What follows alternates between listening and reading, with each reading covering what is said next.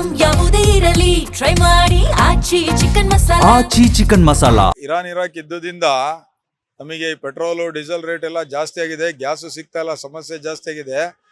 ಈಗ ಈ ಮಾಮೂಲಿ ಪೆಟ್ರೋಲ್ ಇವಾಗ ಇದನ್ನ ಯಾವಾಗ ಜಾಸ್ತಿ ಮಾಡ್ತಾರೋ ರೇಟು ನಮಗೆ ಗೊತ್ತಿಲ್ಲ. ಪವರ್ ಪೆಟ್ರೋಲ್ ರೇಟ್ ಜಾಸ್ತಿ ಆಗಿದೆ.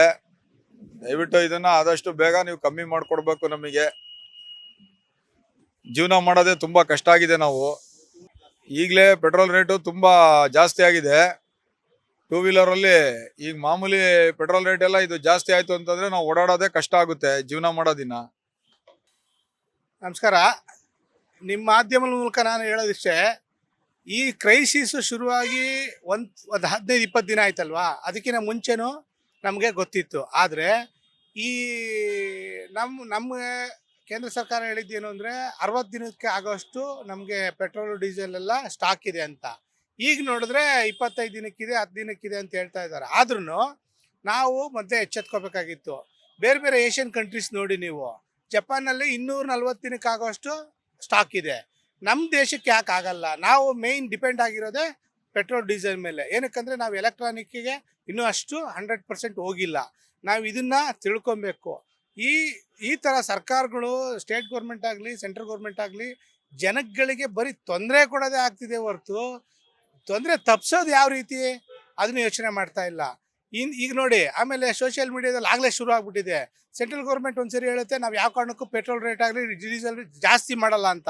ಆದರೆ ಇವರು ಆಗಲೇ ನಮ್ಮವರೇ ಇಷ್ಟ ಆಗ್ಬೋದು ಅಷ್ಟಾಗ್ಬೋದು ಅಂತ ನಾವೇ ಊಹೆ ಮಾಡಿಕೊಂಡು ಒಂದು ಪ್ರತಿಭಟನೆ ಮಾಡೋದಾಗಲಿ, ಒಂದು ಹೇಳಿಕೆ ಕೊಡೋದಾಗಲಿ, ವಿರೋಧ ಪಕ್ಷದಾಗಲಿ ಆಡಳಿತ ಪಕ್ಷದವರಾಗಲಿ ಇದ್ರ ಬಗ್ಗೆ ಯಾರೂ ಮಾತಾಡ್ತಾ ಇಲ್ಲ. ಮಾತಾಡ್ತಿರೋ ನಾವು ಅಷ್ಟೇ.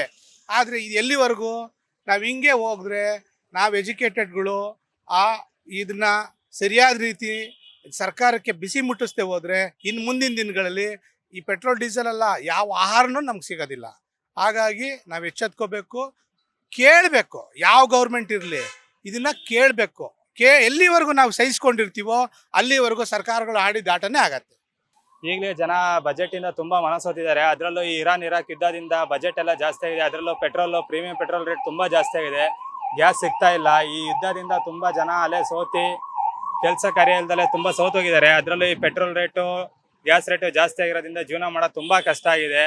ಆದಷ್ಟು ನಮಗೆ ಈ ಮಾಮೂಲಿ ಪೆಟ್ರೋಲ್ ರೇಟ್ ಯಾವಾಗ ಜಾಸ್ತಿ ಆಗುತ್ತೋ ಗೊತ್ತಿಲ್ಲ.